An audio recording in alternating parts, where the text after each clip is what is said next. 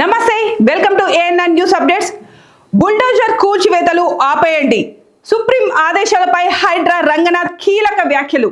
దేశంలో పెరిగిపోతున్న బుల్డోజర్ సంస్కృతిపై సర్వోన్నత న్యాయస్థానం జారీ చేసిన ఆదేశాలు ఇప్పుడు సర్వత్రా చర్చనీయాంశంగా మారాయి.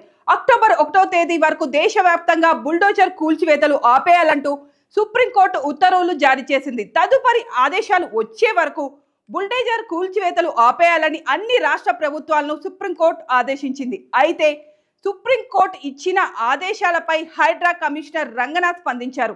సుప్రీంకోర్టు ఇచ్చిన ఆదేశాలు తమకు వర్తించవంటూ సంచలన వ్యాఖ్యలు చేశారు. ఉత్తరప్రదేశ్లోని నేరస్తులు, నిందితుల ఆస్తుల కూల్చివేతకు మాత్రమే సుప్రీంకోర్టు జారీ చేసిన ఆదేశాలు వర్తిస్తాయని రంగనాథ్ చెప్పుకొచ్చారు. చెరువులు, నాలాలు, ప్రభుత్వ ఆస్తులను ఆక్రమించి నిర్మించిన కట్టడాలకు మాత్రం హైడ్రా కూల్చివేస్తుందని రంగనాథ్ స్పష్టం చేశారు.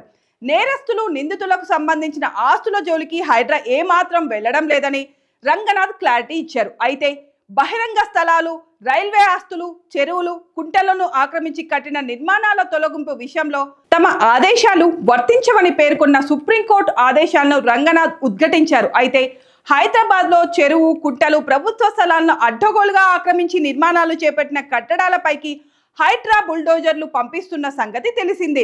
ఆక్రమించి సామాన్యులైన, సెలబ్రిటీ అయిన ఏ పార్టీ రాజకీయ నాయకులైనా ఏ మాత్రం బెదరకుండా బుల్డోజర్లను పంపించి నిర్దాక్షిణ్యంగా నేలమట్టం చేస్తుంది. కాగా అక్రమదారులను హడలెత్తిస్తున్న హైడ్రా కూల్చివేతలపై ఇప్పటికే పలువురు సామాన్యులు, రాజకీయ నాయకులు తెలంగాణ హైకోర్టును ఆశ్రయించిన విషయం తెలిసిందే. హైడ్రాను రద్దు చేయాలని కొందరు, తమ ఆస్తులను కూల్చకుండా ఆదేశాలు ఇవ్వాలని మరికొందరు హైకోర్టును ఆశ్రయించారు. అయితే ఇప్పుడు దేశవ్యాప్తంగా ఈ బుల్డోజర్ల సంస్కృతిపై ఏకంగా సుప్రీంకోర్టే కలగజేసుకొని సంచలన ఆదేశాలు ఇవ్వడం ఇప్పుడు సర్వత్రా చర్చనీయాంశంగా మారింది.